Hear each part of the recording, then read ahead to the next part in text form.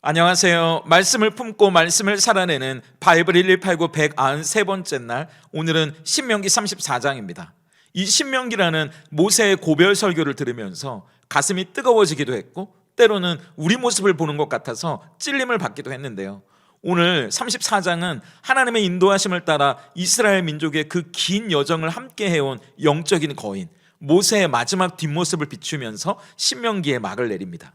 먼저 1절부터 4절까지는 약속의 성취를 확인하는 모세의 이야기인데요, 하나님은 모세를 느보산 비스가 봉우리로 부르십니다. 이곳은 여리고 맞은편에 있는 높은 봉우리인데, 거기서 보면 가나안이 한눈에 보여요. 하나님은 거기서 모세에게 저 북쪽 끝 단에서부터 서쪽의 지중해, 그리고 남쪽의 네게브와 종려나무 성읍 여리고 골짜기 평지까지 그 젖과 꿀이 흐르는 가나안 약속의 땅을 파노라마처럼 모세에게 보여주시는 겁니다. 그리고 4절에 이렇게 말씀하시는 거죠. 여호와께서 그에게 이르시되 이는 내가 아브라함과 이삭과 야곱에게 맹세하여 그의 후손에게 주리라 한 땅이라. 내가 내 눈으로 보게 하였거니와 너는 그리로 건너가지 못하리라 하시매. 인간적으로 보면 참 잔인하게 느껴질 수도 있어요. 아니, 못 들어가는 거면 차라리 보여주시지나 말지, 놀리는 것도 아니고 왜 더 들어가고 싶어지게 만드시는 걸까요?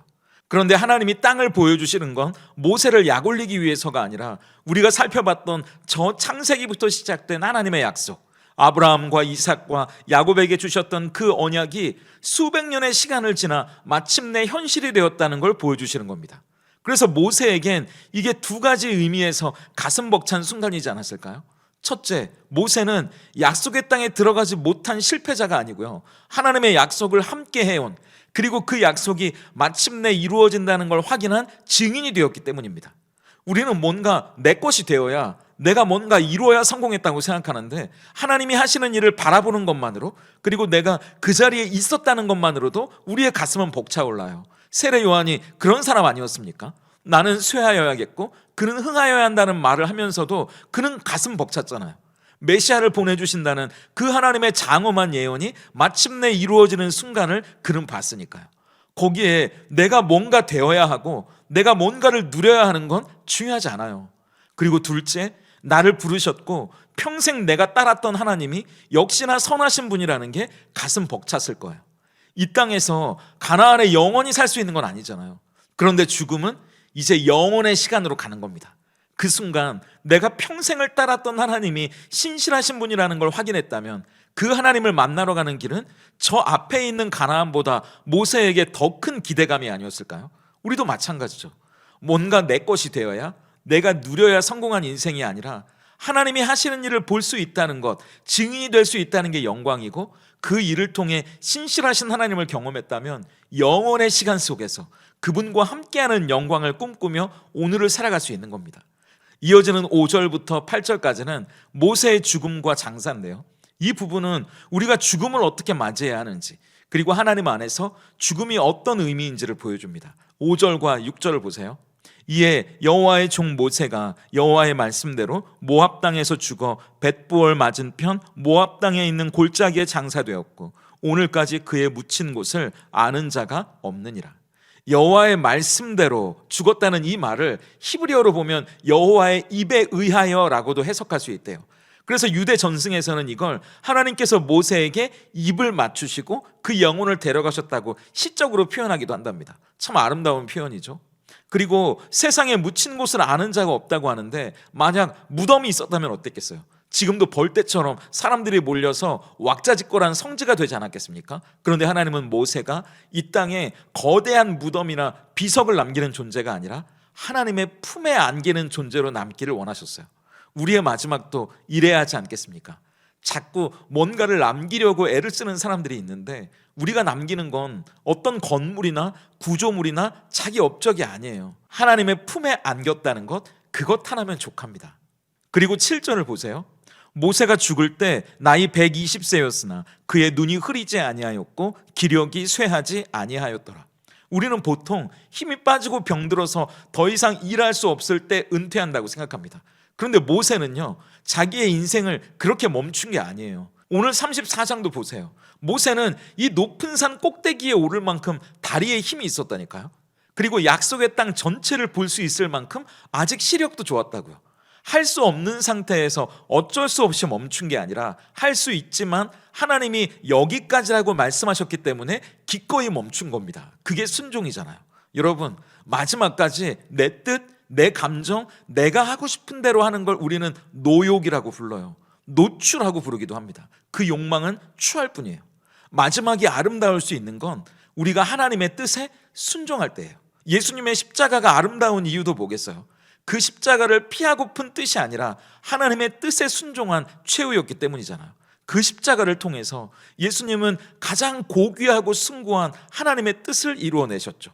하나님의 뜻이 어디에 있는지를 묻고 순종해 가려는 사람의 뒷모습은 약속의 땅에 들어가지 못한 초라한 실패자의 뒷모습이 아니에요.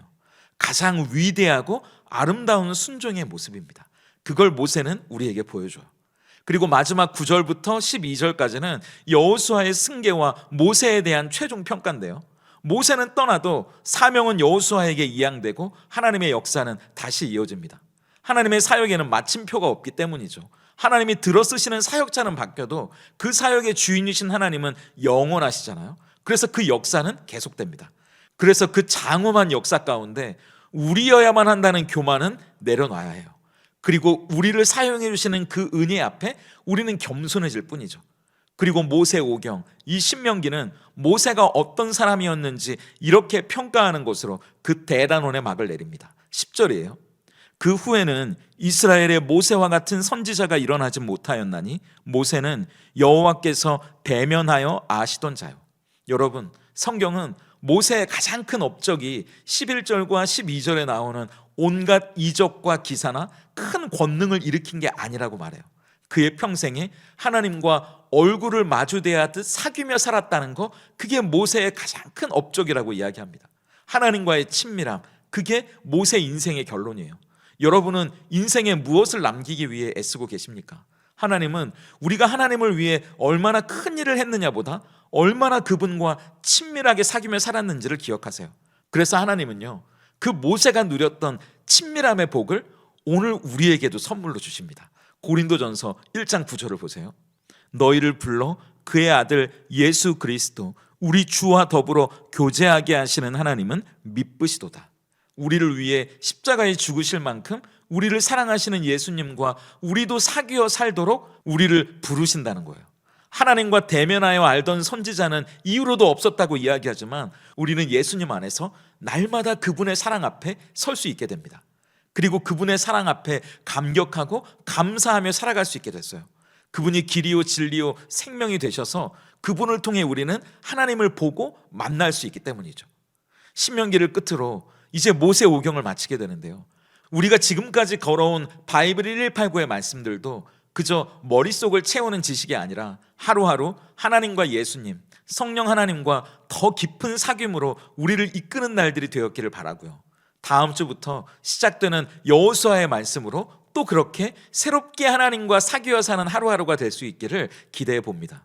그렇다면 오늘 신명기 34장이 우리에게 던지는 질문 앞에서 우리는 어떻게 삶으로 대답할 수 있을까요? 그 질문은 나는 하나님과 일로 만나는 사이입니까? 대면하는 사이입니까요? 우리는 종종 하나님을 위해 얼마나 많은 일을 했느냐, 얼마나 큰 성과를 냈느냐로 우리를 증명하려고 할 때가 많습니다. 모세처럼 기적을 행하고 권능을 행하는 걸 부러워하죠. 하지만 하나님의 평가는 달라요. 우리가 얼마나 하나님을 대면하여 아는지가 중요합니다. 하나님이 기억하시는 건 우리의 업적이 아니라 하나님과 우리가 사귀며 맺어가는 친밀함이기 때문이에요. 그렇다면 오늘 일에 치여 하나님을 놓치지 않으실 수 있기를 바랍니다. 말씀 묵상의 자리가, 기도의 자리가 의무적인 일이 아니라 하나님과 얼굴을 마주하는 것처럼 그분의 뜻을 알아가는 자리가 되기를 바라고요. 그분 안에서 우리 안의 기쁨과 평안이 깊어져 갈 수 있기를 바라요. 그리고 그분을 더 신뢰함으로 저 세상이 주는 어떤 만족보다도 우리의 마음이 채워질 수 있기를 기도합니다. 그래서 우리가 이뤄내는 어떤 성공보다도요, 나는 주님과 더 깊어지는 그 사랑의 관계를 원한다는 고백이 자랑이 되는 저와 여러분이 될 수 있기를 축복합니다. 함께 기도하겠습니다.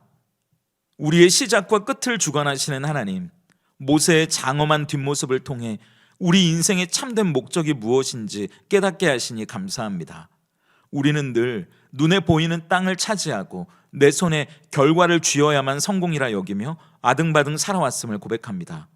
그러나 이제 모세처럼 땅을 얻는 것보다 하나님을 얻는 것이 더 큰 축복임을 알게 하시고 내가 하고 싶은 일이 아니라 하나님의 뜻을 분별하며 순종하는 우리이길 소망하게 하시옵소서.